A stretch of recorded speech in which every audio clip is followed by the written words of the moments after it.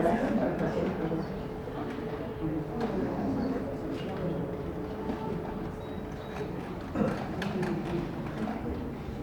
Heather. I'm Brian's daughter, and Nate and I would like to thank you all for coming today. And we know that for most people, this is pretty far away from everywhere, and so we appreciate you all making the effort to come and be here and celebrate our dad with us. I also want to thank Doug McLaughlin for making this space happen, which is beautiful and absolutely perfect for celebrating Dad. And to thank Kathy, wherever you went, there you are, for that wonderful slideshow and all the pictures, and for coming over and sharing that with us last night. That was really great to get some emotion out last night. So I'm going to say a few things about Dad, and then we have a couple of people, some family and friends who are going to speak, and then I'm going to open it up at the end to anybody else who wants to share a story or a special memory or anything else. And we have no time frame, so whatever anybody feels like they want to say is welcome today. So I've spent many months trying to think about what I want to say about my dad, and so waiting this year to do this is hard for overthinkers like me. Many of you know that Dad and I had a really special bond, that I was closer to my dad than I've ever been to anybody else, really. And he was the most devoted father that I've ever met. When Nate and I were kids, he refused to live more than 20 miles away from us, and he went so far as to break off an engagement in order to stay where we lived. And when we were in high school and we were having a hard time in our situation at home, he took us in, no questions asked, and made our sort of teenage years wonderful. He was my biggest supporter, my confidant, and my best friend. The thing that impressed me most about Dad in the last 2 years was his courage in the face of adversity and his eternal optimism. He was always a glass half full kind of guy. When I called him to give him support over the last 2 years, he always ended up comforting me. And he would always give you the positive news, and he didn't spend any time feeling sorry for himself and his situation. I feel so blessed to have borne witness to that courage and strength, and I have tried to incorporate those traits into my life in this past year. He taught me to be thankful for everything that I have, to not spend time lamenting the things that I long for. And he taught me that family comes first, that your children are most important, and that your job is to keep them safe and loved. And he always made Nate and I feel that way. He was an avid naturalist, and I admired his passion for protecting nature and for educating our children about the importance of their environment and the animals that live here. The wolf was his greatest passion, and he spent countless hours observing, writing about, and educating people from all around the world about the plight of the wolf. Yellowstone especially was magical for him. He had this amazing life here, and I'm so grateful to all of you for helping to make that possible. When growing up, Dad always had a small group of close friends and these wonderful colleagues from New York, one of which came all the way out to be with us today, which I really appreciate. But when Dad moved out here, I was kind of worried about him. I had these images of him wandering alone in the wilderness and talking to the trees, and I'm sure he did plenty of that. But in 2008, when I came out and spent a week with him here, I was astounded to see the community that he had developed here. And I called my husband at the time and I said, "Dad is like a rock star out here." I was amazed when I met so many of you and that you knew who I was and you knew the names of my children and details of my life. That was just amazing that you guys all took the time to know my dad and to know us and care for us. Okay, I'm gonna close. I think that Dad's greatest gift was the ability to touch your life. And you could not meet that man without feeling somehow better for having done so. He was full of pure goodness and joy, and he spread that effortlessly. The day that we lost Dad, the world lost a great man, but I believe that the universe gained a great soul. I feel Dad with me all the time. I can hear his voice giving me encouragement and guidance, his warmth wrapping around me to give me comfort. And I believe that he is here running and howling with the wolves, and I'm sure that they welcomed him home with open arms. So I'm going to turn the floor over to Nate, and then we have some other speakers who can hopefully keep it together a little better than me. Hi everybody, I'm Nate, Brian's son, and unlike Heather, haven't prepared a bunch, but I've been thinking a lot about my dad, and I think that I just kind of wanted to come up and been processing things last year, and just kind of wanted to share some of the stuff that's kind of really hit home for me over the last little bit with you guys. First of all, in thinking about my dad, I'm really thankful for him as to showing me the road as to how to be a man in the world. And that's to love your family, have passions of your own, chase your dreams, don't let anyone kind of get in your way or stop you or bring you down or have you feel like a wonderful life is not possible in any way, because he lived it every day and basically rubbed it off on anybody he came in contact with, and I know that's why you're all here.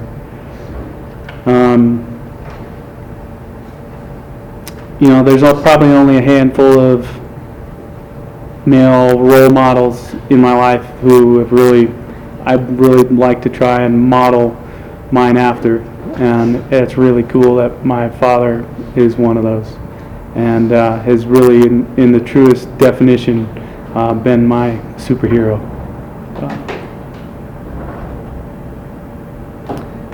And then after we lost him, tried to spend a lot of time thinking about how to make it right in my mind, and exactly what happened, and even though that cancer is a really terrible thing,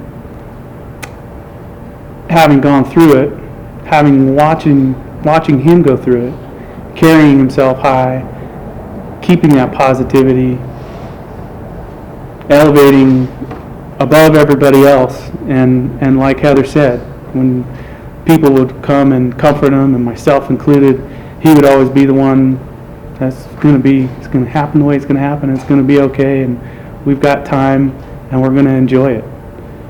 And the thing that I've kind of taken away from the whole last couple of years is that benefit of the time of the last couple of years.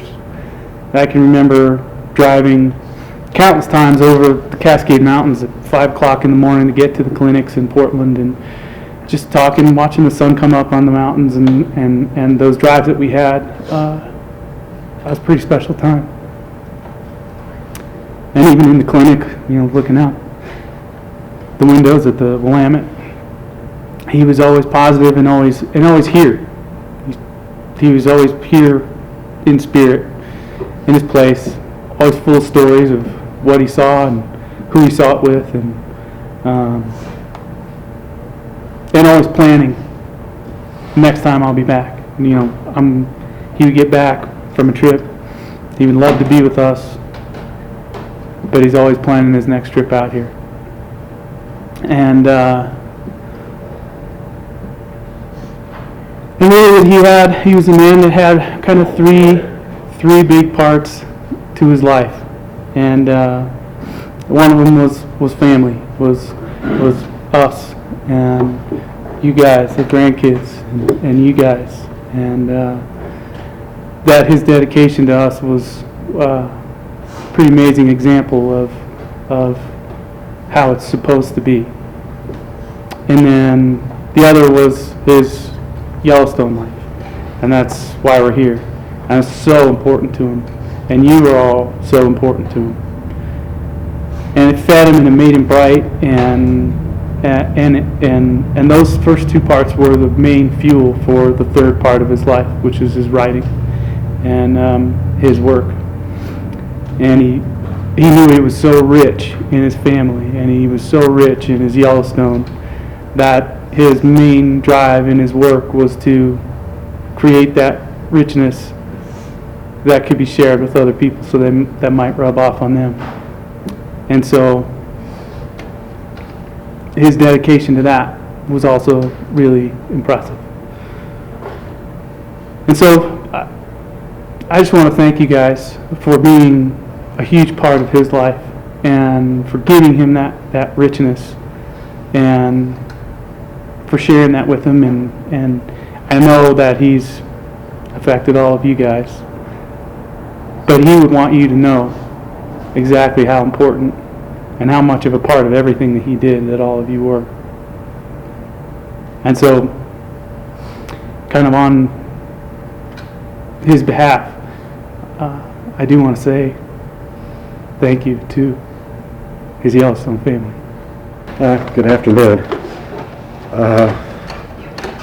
I'm Chris Connolly. I'm the younger brother of Brian. I know you'll hear a lot about Yellowstone. I'm going to take you back to Port Allegheny, Pennsylvania, where we grew up. This is unusual, a lot of people say, I'm uncomfortable talking in front of groups, and I am. That's not. Brian was always the one who would do that for our family because he did such a good job at telling the stories, communicating with people, connecting with people. That was his blessing, and that's another reason I wish he was here today, is he would do that. I think, a lot of you feel very close to Brian still. I think I can probably make an argument that I was closer to Brian than anyone. He and I shared a bed for my first 8 years of my life, and then shared a bedroom for 2 more. And ask any psychologist, that has a big impact on those formative years. And people, talk about how kind he was, and he was very kind and understanding. But we were brothers, and we grew up as brothers in a real world. He was the older brother, I was the younger, and he played pranks on me all the time. I lived in fear a lot of my life. He would be under our bed, acting like a wild animal while I was trying to sleep in the dark. He would be in the corner in the dark, like a crazed person. I really learned to, sleep with, one eye opened. But I want you to get a good feel of Port Allegheny. Port Allegheny is in the middle of nowhere. It's the population never got over 3,000. It was about 2,800 people. You could walk to the woods in 15 minutes from any place in Port Allegheny. There was, we had rocks nearby. Nothing like rocks here. I'm not comparing what we had to Yellowstone at all. But we were very connected to nature all the time. It was like there was a blur, there's no lines between downtown and, bears would come into Port Allegheny. They were like, they were seen like raccoons. They would tear up the garbage cans, and people would know where they were in town, and you kind of left them alone. But that's the kind of environment he grew up with. It wasn't spontaneous when he hit Yellowstone. it was a big part of our life growing up. I was always jealous of Brian. He always had a way with words, as we know. He was good looking. Women, young ladies, girls, I can say, because these were teenagers, always were like interested in Brian. There was an attractive young lady came to town to spend a month or so with her grandparents in Port Allegheny. I don't know why you would come there, but she did, and she noticed Brian right away and kind of tried to strike up a relationship. Her name was Candy Champagne. I don't know why a parent would do that. There's only like 2 occupations someone with that name can have. So, but that I was always always watched him work with people and just being amazed at that. We all know that he's a great storyteller. The Irish are great storytellers. He got his genes from my father, who's Irish, but my mother really honed those skills. My mother was probably one of the greatest storytellers that was around. She would write long, long letters with just all kinds of information. And don't take this wrong, great storytellers don't necessarily worry about the facts of the situation. They're kind of like don't be offended. They're kind of like the people who wrote the Bible. They don't worry about the facts. It's really the deeper truth that's important in the story. And that's what Brian got, and he really got that from my mother, because my mother was always loose with the facts.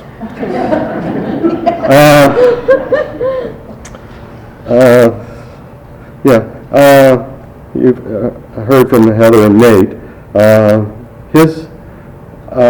Brian, lived for his children. He was very much a romantic. He lived in a lot of ways with a broken heart. And he was really a sincere romantic in a non-romantic time, and people really were drawn to that.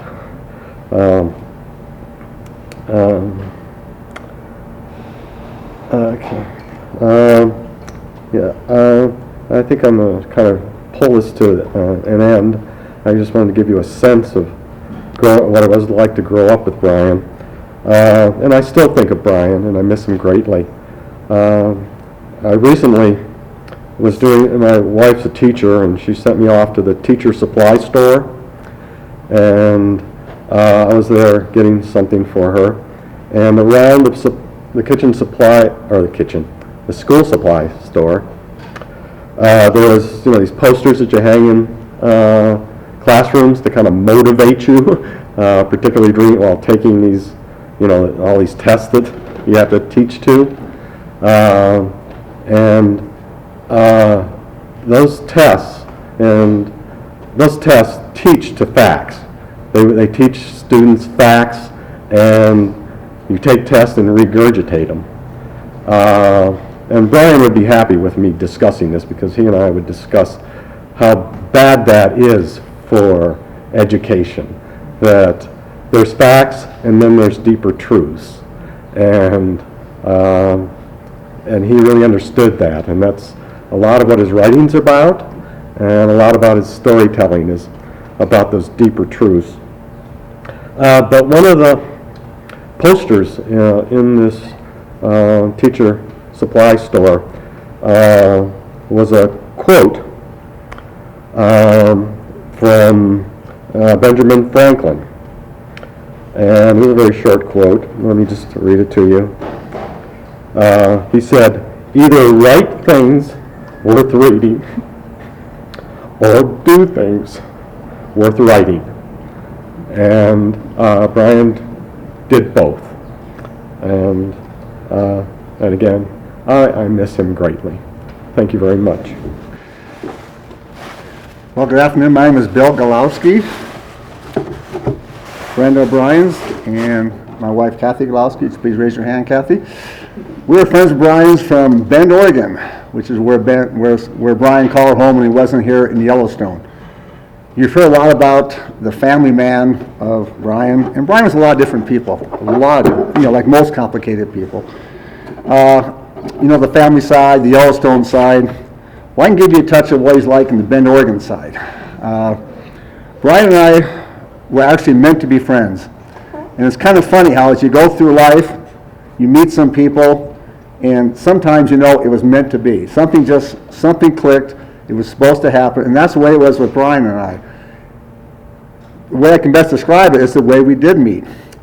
I give wolf talks at the High Desert Museum in Bend with a slide presentation, and one night we had an especially big crowd there, and I got through with the slide presentation of wolves and was enjoying it. And I invited people to come up afterwards to ask questions or talk more if they would like to. And everybody got up to leave, and people started coming up front, small amount of people, and we're talking and chit-chatting and everything else. And one lady says to me, she says, "There's a guy here you've got to meet." And she goes, "He lives in Yellowstone in the wintertime, lives in Yellowstone in the summertime. He writes books for kids about wolves."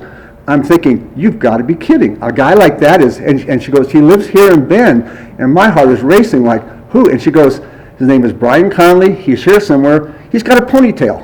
And then she's gone. She's gone. I'm sitting there, and there's people coming up to me and talking to me. I'm just keep registering. How can I meet a person like this? All of a sudden, through the crowd, there comes a hand, shakes my hand and goes, "Good job." And I turn away, and this person who shook my hand turns around and walks away, and it's a ponytail. And I go, "Brian Connolly." And he turns around, and I go, "I need to talk to you. We need to have coffee." And we set it up. Now, how did that happen? Why did that happen? We were meant to be friends. We set up for a chance to have coffee. Things happen for a reason. We went out and had coffee, and I told my wife, "I'm going to meet this guy. He leads a very interesting life. I want to know more about, but is there going to be anything to talk about? I mean, I didn't even know this guy. What's it going to be like?" I was telling Heather, an hour and a half later, we leave the coffee shop. We had no agenda. We just sat down and talked. And Brian could just talk to anybody for a long time. We talked about wolves. We talked about nature. We talked about his family. He just loved you guys, almost to the point of, do I need to hear about this again, really? I know they're wonderful. I get that, but come on. But in the course of talking to Brian, we said, well, let's meet again. And I was, again, fascinated by what he does in his spare time. And going into our meetings, I figured that, ask my wife, I read the books, I have them at home about wolves, I've got the DVDs, I've talked to people, I do a wolf talk, I know this much about wolves. I talked to Brian Connolly 2 times, and I realized Brian Connolly knows this much about wolves. I didn't know what a wolf looked like until I talked to Brian Connolly. He was an amazing wealth of information.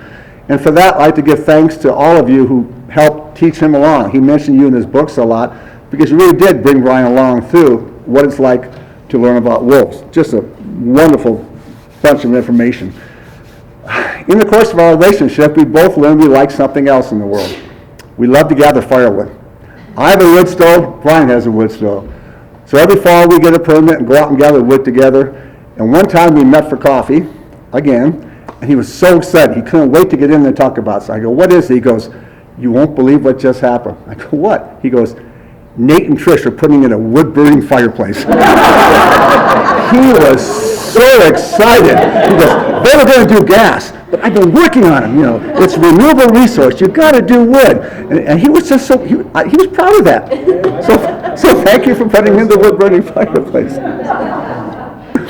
One time I was able to meet with Brian here in Yellowstone, which I'll treasure those days always. And in the course of that time, we're out there looking here, there, and everywhere, and I'm the tourist guy at this point. Been to Yellowstone before, but never like Brian's been to Yellowstone. And we see these large creatures out there, and I said, "Okay, Brian, they're buffalo, right, or the bison?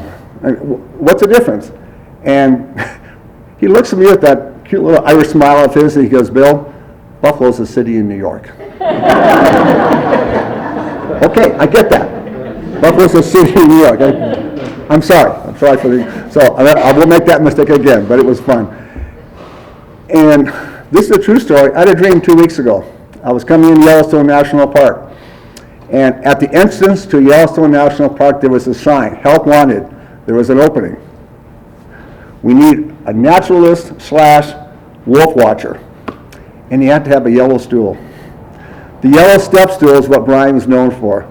Brian, as you know, why he enjoyed watching the wolves, when a car pulled up and there's kids, he had his stool there. He says, come here, I want you to see something. Even today, I'm out there with wolf watchers and they're showing people things. There's no stools. Brian had the stool. Brian went the extra step to make sure that as many kids as possible could see the wolves. I'll never forget that. I guess what's important is that when we exit the world, we have to figure out, did we make a difference? Did we make a difference? I have to think that maybe Brian made a difference. I know you've heard of Alfie, the Yellowstone wolf pup. He was finishing up this book in his later years as we were having coffees. We talk about it endlessly, the struggle of publishers and everything else, the excitement when George Buhman let him use all those wonderful sketches. He was like a kid on Christmas morning. He was so excited when that happened. And we'd talk about it, and when I read the book, I realized Brian made a difference. This book will live on. Because he told me once, he says, Bill, he says, you know what? We have to educate the children. We're not going to be around forever. But if somebody's going to carry this torch forth and care about our world, care about our wolves, this is the way to do it. Educate the kids. I use this book at my talks at the High Desert Museum. I got it in the bookstore along with his Wolf Journal on Hawk. And I tell the people there, if you have a child or know a child who is interested in the natural world, you will not find better reading than this book that tells you what a wolf's life is like. It's just a fabulous thing. And Brian was so proud of it. When he got his first copy, he came to my house, I think on the way to yours, because I was there. He wanted to show it off. He was so excited about it. So I'm proud to have called him friend and to realize that he did make a difference. The other way to know if your life was worthwhile is, does anybody care when you're gone? Well, look at this room. I mean, you people came out of your way to come here, come hundreds of thousands of miles, just to celebrate the life of Brian Connolly. There's not people like him. I was telling Heather today, there's a slice of my life that's missing. That was the Brian slice. I have a lot of good friends, but he brought something to our relationship that I can't find anymore, and I can't even define it. It's Brian, and he's gone. So that's the bad news. The other thing about Alfie, and a lot of you in this room did this, and I'm astounded. He would come to me with stories about, he says, people are giving these books away. My wolf watcher friends are buying these books because they asked Brian, what can I do to help? He'd say, get the books in the hands of the kids. And you're all buying these books and getting them to schools and to kids at the wolf watching place. You're helping to spread the word because you believe in Brian.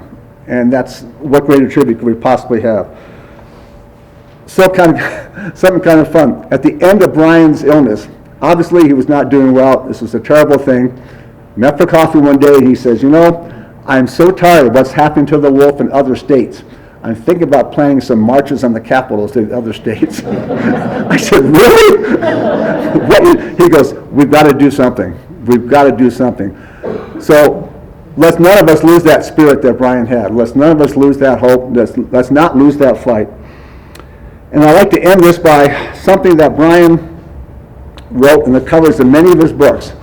And it must be one of his favorite phrases because he wrote it a lot. Hope is a powerful gift like a flower that blooms from ash after the earth has been scorched by fire. Brian is that hope. Thank you. And before I begin, you got to understand that I'm Greek, and Mediterraneans are very passionate, and my two younger sisters and I used to giggle when my father would start to bawl at the end of an episode of Little House on the Prairie. You know? And at least, and then as I started to get a little older and have kids,